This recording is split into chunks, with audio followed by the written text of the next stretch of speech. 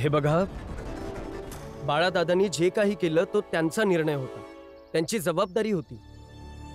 हे सर्व करणं त्यांचं उत्तरदायित्व होतं. तर तुम्ही त्यांच्याशी बोला, प्रश्नही त्यांना विचारा. अरे मग विचारत तर आहोत, काय विचारत नाही? तवा तर थांबवलं, तर तवाच त्यो बाळानं समद्यांसमोर उत्तर द्यायला पाहिजे. जो तर तुमच्या बाप लेखाच्या प्रवचनानं तरस्त झालाय. कदाचित असं तर नसेल की त्याला बी आपल्या बाप आणि भावाचं बोलणं बेकार वाटत असल. नाही वाटत बेकार.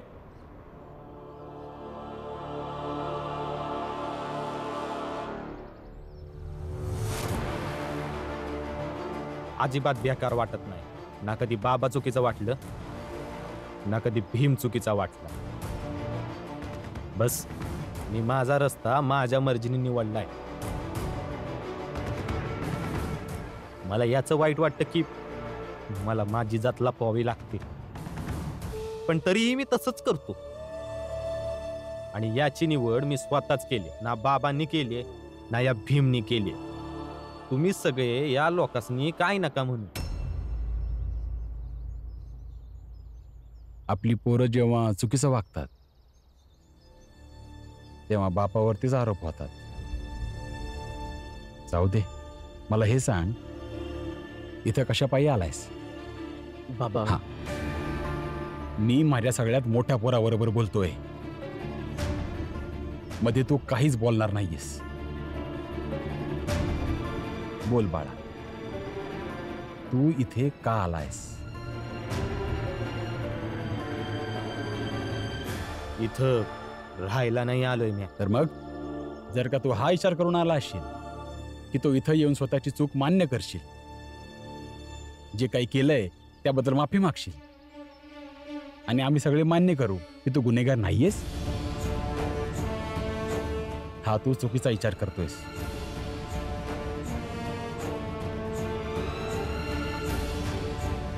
तिथं ऑफिसमध्ये सगळ्यांसमोर मी तुझी जात यासाठी नाही सांगितली कारण तू तुझी जात स्वतःच लपवली होतीस.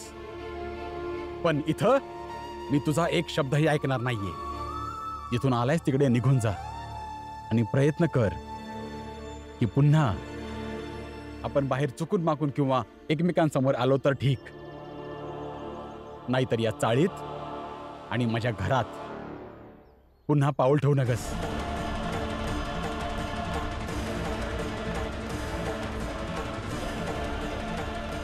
ठीक आहे, नाही येणार. थांब बाला,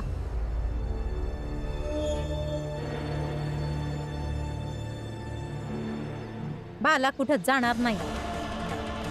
जितका हक्क तुमचा या घरावर हाय तितकाच माझा बी हाय. जिजाबाई, मी काय बोलते तू ऐकलं नाहीस? बाळा घरी नाही येणार. का नाही येणार? आता तर तुम्हीच म्हंटल ना की घरातला सगळ्यात मोठा मुलगा आहे म्हणून. मग का नाही राहू शकत आपल्या सोबत? ठीक आहे, राहू नाही शकत, पण कधी चायवर येऊन आपलं दुःख वाटू तर शकतो ना तू. जिजाबाई, जर तुला वाटतं की तू सौभाग्यवती राहावस, तुझा नवरा जिवंत राहावा, तर बाळाचा हात सोड.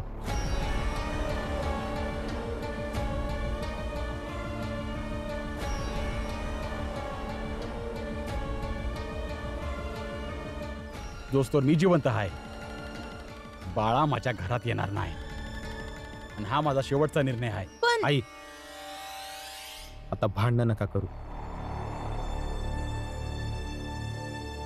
नाही येणार आता बाबा परत, पण एक ना एक दिवस तुम्हाला नक्की कळेल तुमचा बाळा कधी तेवढा चुकीचा नव्हता जेवढा तुम्ही समजताय.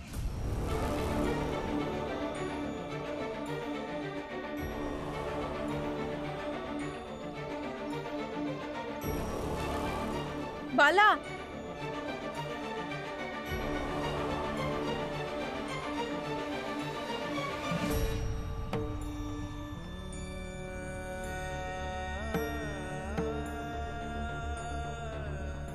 दादा, इतका राग बरोबर नाहीये.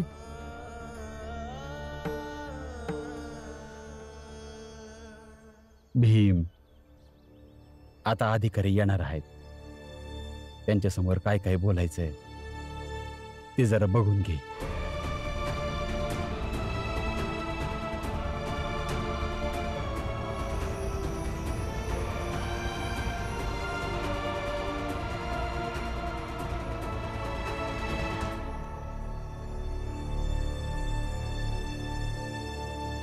काय झालं?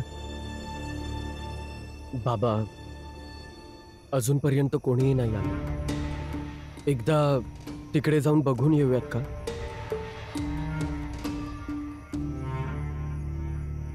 बघून काय करणार? अरे मी तर म्हणतो आता सुद्धा आपण साहेबाच्या घरी जाऊ आणि चौकशी करू की साहेब कधीपर्यंत येणार. आणि मी तर हे म्हणतो की त्यांनाच आपण मिन्नतवाऱ्या करू तर त्याच्यामुळे काहीतरी होईल. कारण की भीम तुझ्या या विचारानं काहीच नाही होणार. हितेश काका, तुम्ही कोणत्या मातीपासून बनलाय?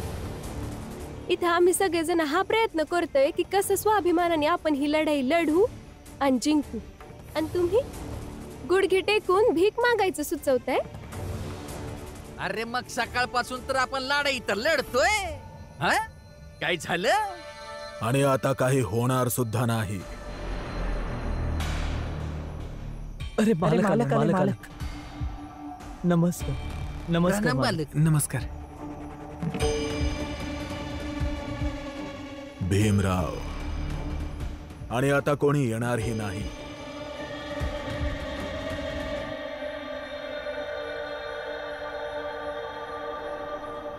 बरोबर बोलत ते भीमराव. काय की मुंबईच्या ह्या एरियातले जे अधिकारी आहेत, कुटुंबाने व्याप्त असलेले व्यक्ती आहेत, तर काय सुट्या घालवायला गेले असतील आपल्या कुटुंबाबरोबर. अच्छा, म्हणजे मुंबई महानगरपालिकेच्या ह्या पूर्ण परिसरात एकच अधिकारी आहे का? प्रचंडेवजी हा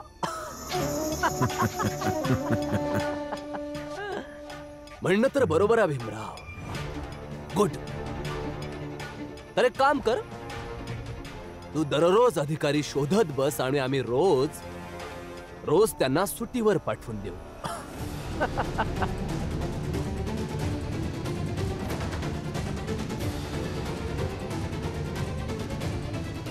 पाठवत राहू म्हणजे तुम्ही पाठवले?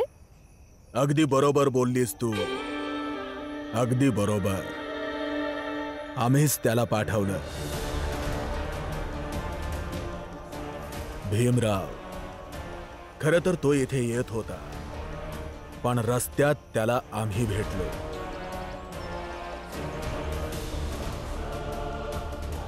त्या वाकड्या भीमरावला सरळ करण्यासाठी एवढं पुरेसं आहे ना?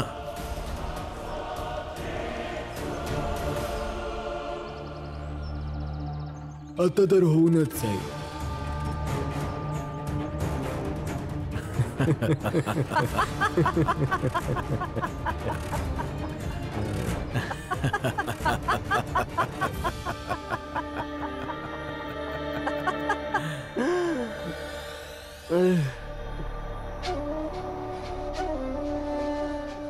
तर भीमराव, ह्या सगळ्याने सिद्ध काय झालं?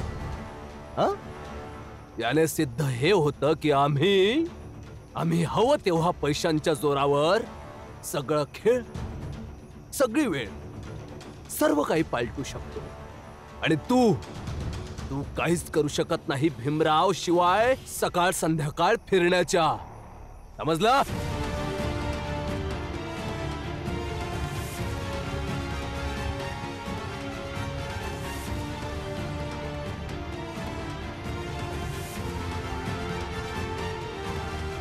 काय रे? काय बघतोयस? गपचूप जाऊन झोप. आणि जे काही करायचं आहे ना ते आता, उद्या संध्याकाळी पुन्हा एकदा तुझ्या सर्व स्वप्नांवर पाणी सांडणार आहे भीमराव. निश्चिंत राहा, कारण हीच आहे तुझी कुवत. समजलं?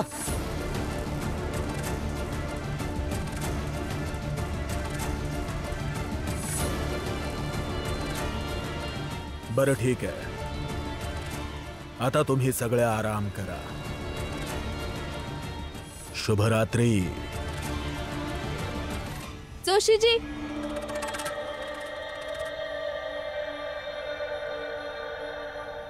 इथून असा गैरसमज नका करून जाऊ तुम्ही.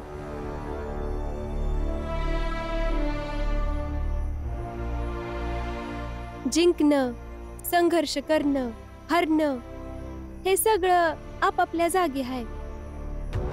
पण तुम्ही हे चुकीचं बोललात की माझ्या पती भीमरावांची काही लायकी नाही.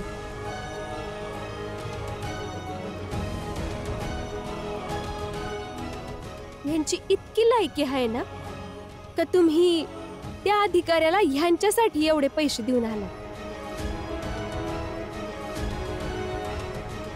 ह्यांची इतकी लायकी आहे ना, ह्यांच्या लायकीचा सौदा तुम्ही त्या अधिकाऱ्यासोबत केलाय. यामुळे तुम्ही लायकीचं तर बोलूच नका.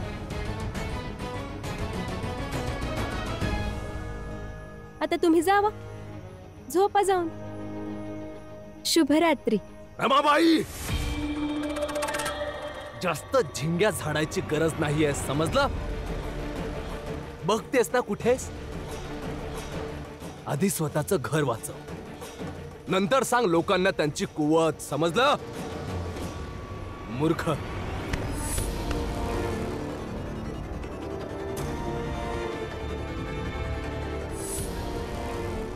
भीमराव, तू भले कोणत्याही अधिकाऱ्याकडे जा, भले कोणाकडेही फिर्याद कर, आम्ही त्याला खरेदी करू. आम्ही तुला बेघर करूनच सोडू. भीमराव. प्रचंड देवजी, नगरपालिकेने आमचं ऐकलं नाही, अधिकाऱ्यांनी नाही ऐकलं, पोलीस ठाण्यातही कोणीही ऐकलं नाही. तरी सुद्धा आमच्याकडे अजून एक मार्ग राहिलाय आणि तो मार्ग आहे कोर्टाचा. उद्या सकाळी आम्ही सगळे मिळून कोर्टात जाणार.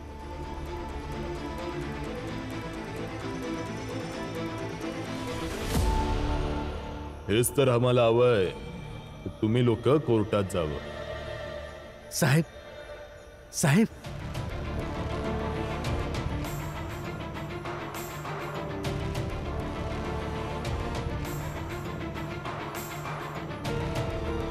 हे बघ हितेश, तुझ्या चाळीत जितकीही लोक आहेत सगळ्यांकडनं हस्ताक्षर घेऊन ये की त्यांना तिथे इमारत बांधण्यापासून काही हरकत नाहीये. बदल्यात सगळ्यांना घरं मिळतील. साहेब, तुम्ही कुठे गेला होता साहेब? बघा इथं काय काय झालंय. आता सगळं मार्गी लावा साहेब.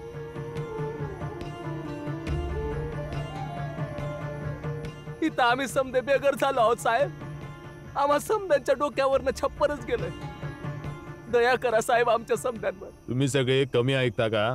जेव्हा आम्ही इथे आलो तेव्हा काय बोललो आम्ही की आम्हाला वाटतं तुम्ही सगळ्यांनी कोर्टात जावं. आता कोर्टातच निर्णय होईल जो काय व्हायचा तो. बघूयात कोर्ट सुद्धा तुमच्यावर उपकार करते का नाही. असं नका करू साहेब. तुमच्याच भरोश्यावर तर मी बसलो होतो आणि तुम्ही जा असं म्हणलं तर कसं होणार? असं नका बोलू, काहीतरी करा साहेब. हितेश, आम्ही काय सांगितलं? आता जे काय होईल कोर्टातच होईल.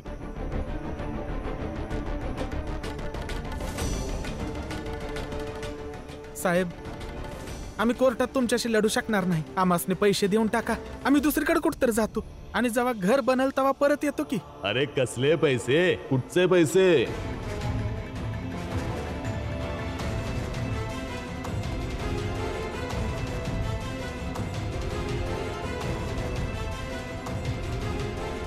करारनामा माझ्या नावावरती होईल, त्यांचं यांच्याशी काय घेणं देणं? शेठजी, तुम्ही असा शब्द का बरं फिरवताय? चुप. आमच्या इथे चौकीदाराची नोकरी करणारा आमच्याशी वाद घालणार. एकतर 2 दिवसापासून तू कामावर नाही आलायस. एक काम कर, याच चाळीत उभं राहून या जमिनीची सुरक्षा कर आजपासून.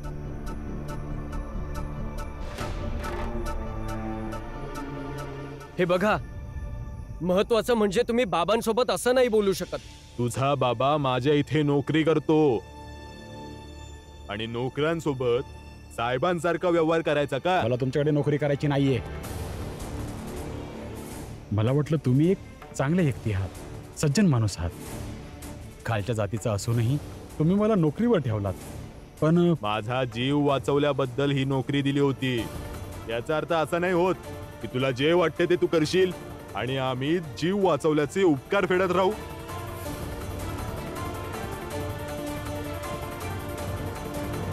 हे बघा, तुम्ही इथे नवीन घर बनवणार. आम्हाला हेही माहिती आहे की ह्या सगळ्यातून तुम्ही खूप पैसे कमावणार आहात. मग आम्हा सगळ्यांचा हक्क मारून काय मिळतंय तुम्हाला? हे बघा, जेवढ्याचं बोलणं हितेश भाऊंशी झालं होतं तेवढेच पैसे द्या आम्हासनी. कोणतं बोलणं झालं होतं?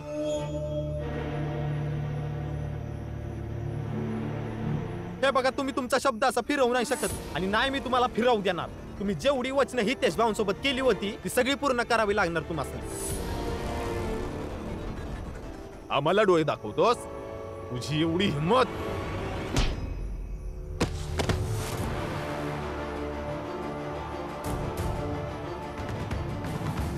तुम्ही असं मारू कसं शकता यांना? कमाल करतोस भीमराव. आता तर मारलं आणि तू विचारतोयस की मारू कसं शकता?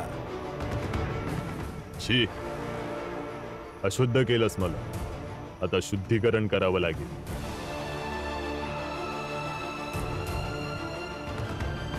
आता तर कोर्टातच भेटूयात. चला सगळे. शुभरात्री.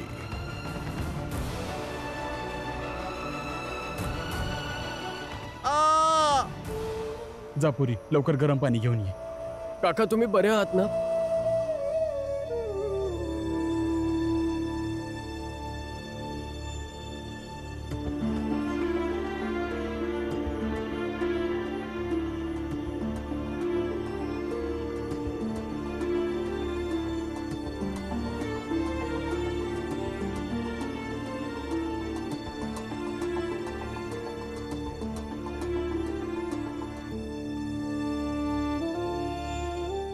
सगळे झोपलेत. तुम्ही आता काय विचार करताय? आणि जे होणार आहे ते उद्या होणार आहे. मग तुम्ही आता अभ्यास करा ना.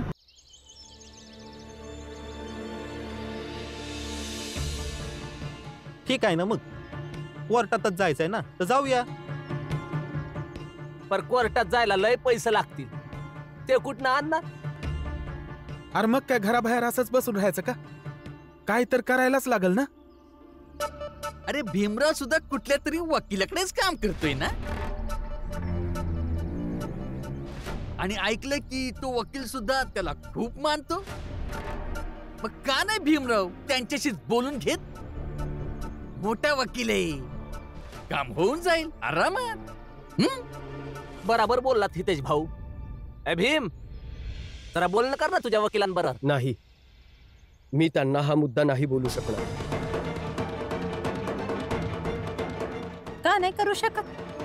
असं तर म्हणत राहतो की सगळ्यांची मदत करायला पाहिजे, मी सगळ्यांची मदत करल म्हणून. आणि जेव्हा वेळ आली तेव्हा नाही का? आई, ते काही विचार करूनच नाही म्हणतात ना. आणि तुम्ही प्रत्येक गोष्टीला त्यांना टोमणं नका देऊ. तर मग भीमराव, आपण काय करायचं? काही तर मार्ग काढायला लागेल ना भीम. वय भीम, तुलाच काहीतरी करावं लागल, नाहीतर कोर्टात आमची लढाई कोण लढणार? सरकारी वकिलांकडे जाऊयात. ते पैसे पण नाही घेणार. मग बघूयात पुढे काय होतंय. पण भीमभाऊ, तुम्ही एकदा तुमच्या वकिलासोबत का नाही बोलू शकत? कारण वहिनी, त्यांची फीस खूप जास्त आहे. आपण सगळे मिळून सुद्धा त्यांची फीस नाही देऊ शकत. भीम, तू बोलत होतास ना की त्यांनी कुठल्या गरिबाची लढाई फुकटामध्ये लढली होती, तर मग आमची लढाई पण लढू शकतात ना? काय सांगता येतं आत्या, कदाचित लढतीलही. परंतु केवळ ते आपल्या सोबत आहेत म्हणून त्यांचा फायदा उचलणं मला योग्य नाही वाटत आहे. म्हणजे मला कळतच नाहीये की मी ह्या विषयावर कसं त्यांच्याशी बोलू. तर मग ठीक आहे ना, जाऊया आपण दुसऱ्या वकिलाकडे, पण त्यांच्या विरुद्ध लढायचंच. अरे असं कसं आमचा हक्क घेऊन पोटावर लात मारणार? तर मग चला, सगळे सोबत मिळून लढूयात ही लढाई. हा चला तर मग